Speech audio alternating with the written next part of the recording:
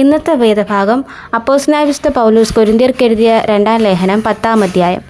നിങ്ങളുടെ സമക്ഷത്ത് താഴ്മയുള്ളവനെന്നും അകലത്തിരിക്കെ നിങ്ങളോട് ധൈര്യപ്പെടുന്നവനെന്നുമുള്ള പൗലോസായ ഞാൻ ക്രിസ്തുവിൻ്റെ സൗമ്യതയും ശാന്തതയും ഓർപ്പിച്ച് നിങ്ങളെ പ്രബോധിപ്പിക്കുന്നു. ഞങ്ങൾ ജഡത്തെ അനുസരിച്ച് നടക്കുന്നുവെന്ന് നിരൂപിക്കുന്ന ചിലരോട് ധീരത കാണിപ്പാൻ ഞാൻ ഭാവിക്കുന്നു.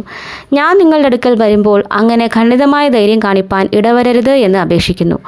ഞങ്ങൾ ജഡത്തിൽ സഞ്ചരിക്കുന്നവരെങ്കിലും ജഡപ്രകാരം പോരാടുന്നില്ല. ഞങ്ങളുടെ പോരിൻ്റെ ആയുധങ്ങളോ ജഡികങ്ങളല്ല, കോട്ടകളെ ഇടിപ്പാൻ ദൈവസന്നിധിയിൽ ശക്തിയുള്ളവ തന്നെ.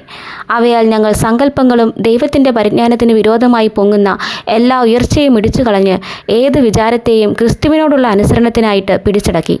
നിങ്ങളുടെ അനുസരണം തികഞ്ഞു വരുമ്പോൾ എല്ലാ അനുസരണക്കേടിനും പ്രതികാരം ചെയ്യുവാൻ ഒരുങ്ങിയുമിരിക്കുന്നു. നിങ്ങൾ പുറമേ ഉള്ളത് നോക്കുന്നു. ഞാൻ ക്രിസ്തുവിനുള്ളവനെന്ന് ഒരുത്തൻ ഉറച്ചിരിക്കുന്നുവെങ്കിൽ അവൻ ക്രിസ്തുവിനുള്ളവൻ എന്ന പോലെ ഞങ്ങളും ക്രിസ്തുവിനുള്ളവരെന്ന് അവൻ പിന്നെയും നിരൂപിക്കട്ടെ. നിങ്ങളെ ഇടിച്ചു കളവാനല്ല, പണിവാനത്രേ കർത്താവ് ഞങ്ങൾക്ക് തന്ന അധികാരത്തെക്കുറിച്ച് ഒന്നധികം പ്രശംസിച്ചാലും ഞാൻ ലജ്ജിച്ചു പോകുകയില്ല. ഞാൻ ലേഖനങ്ങളെ കൊണ്ട് നിങ്ങളെ പേടിപ്പിക്കുന്നു എന്ന് തോന്നരുത്. അവൻ്റെ ലേഖനങ്ങൾ ഘനവും ഊറ്റവും ഉള്ളവ തന്നെ. ശരീരസന്നിധിയോ ബലഹീനവും വാക്ക് നിന്ദ്യവുമത്രേ എന്ന് ചിലർ പറയുന്നുവല്ലോ.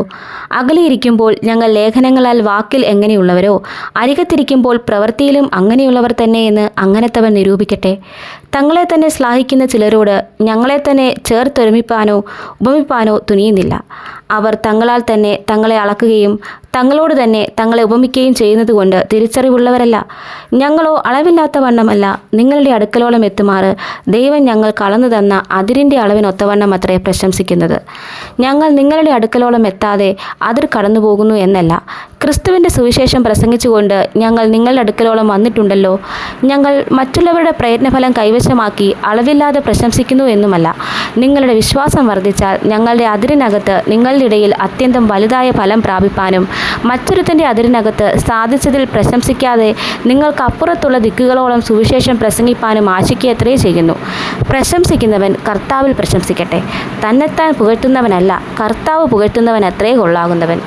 ഈ വചനങ്ങളാൽ ദൈവം നമ്മെ ഏവരെയും അനുഗ്രഹിക്കുമാറാകട്ടെ.